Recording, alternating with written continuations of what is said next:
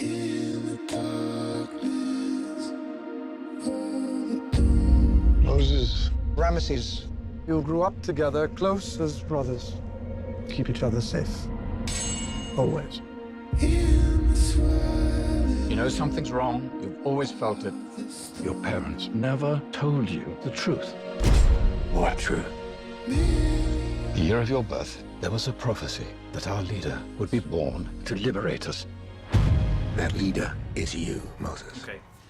So this is the first time you work with Ridley Scott. How do you find that working with him?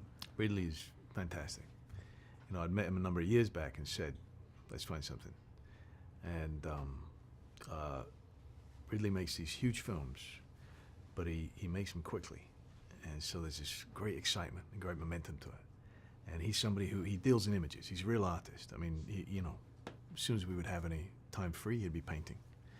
And he'd be sketching nonstop, back of call sheets, sketching scenes on with a stick in the sand. And, you know, so then creating images for him, it's just something that he does, you know, all the time, nonstop. And I really enjoyed collaborating with him. I read you watched Monty Python film and Well, Mel Brooks, The History of the World Part Any 1. excuse to do that, yeah, absolutely. You know, I love that. And yeah, those were the first films that I rented when after he asked me, yeah. And what did- Because the thing is, you're always going to be close to that, right? Exactly. You know, it doesn't matter. You know, in fact, the more earnest you are, the closer you're going to get to unintentionally being like Life of Brian or History of the World. And so I love those films, but I had to watch it as a warning sign of, yeah, it's a very fine line. You know, we could easily slip into that, but they're meaning to be funny. We wouldn't be meaning to be funny, and that's even funnier, often unintentionally. And as an actor, how do you compose your character in order not to step on that line? Sometimes you do, you know, in honesty, sometimes you do, and that's why you have Ridley there to do the edit. Yeah. Yeah. And also, as an actor, how do you stand out or make your character interesting within the scope, the big scope? Because sometimes, you know, people are going to see the big battles, the big sea, everything big, and You know, you do your best, but you know, the truth is, it's if it's there in the script, and if the director, you know, wants that, then it's his choice afterwards. You know, he's going to keep it in the film, or he's going to cut it, and that's out of my hands. You know, I just do the best that I can with what I'm given on the day. But also, you know, I do think that all the battle scenes, all the big epic stuff, which is incredible, truly incredible. And I would watch this film just for seeing that tidal wave. Man, I'd just watch that. That's good enough for me. But any of those scenes are character scenes as well. You know, when you're dealing with somebody like Ridley. it seems that the movie is going to be longer in director's cut. Okay, maybe you've got news that I don't, but my understanding is that the version that will be released is there won't be any extended cuts. I don't think so, but ask Ridley Okay. if you meet him. Yeah, sometime.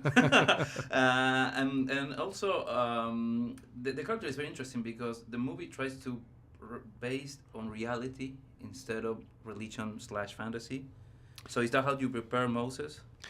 Yeah, what we tried to do is, well, I speak for myself. I looked at the Ten Commandments, and I felt like they approached it from hindsight of the confidence of knowing the impact that this man was going to have, and that absolutely he's a prophet. And I approached it from a point of view of being in that moment and the terror of what's happening to somebody, you know, the immensity of what's happening to them.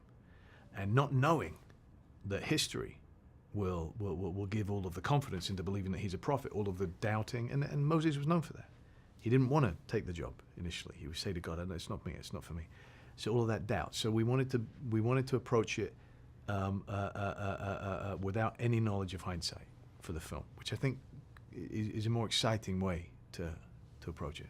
Well, it's interesting because in the scenes with God, you know, you are speaking with a child, but from the outside, Joshua is not seeing anybody.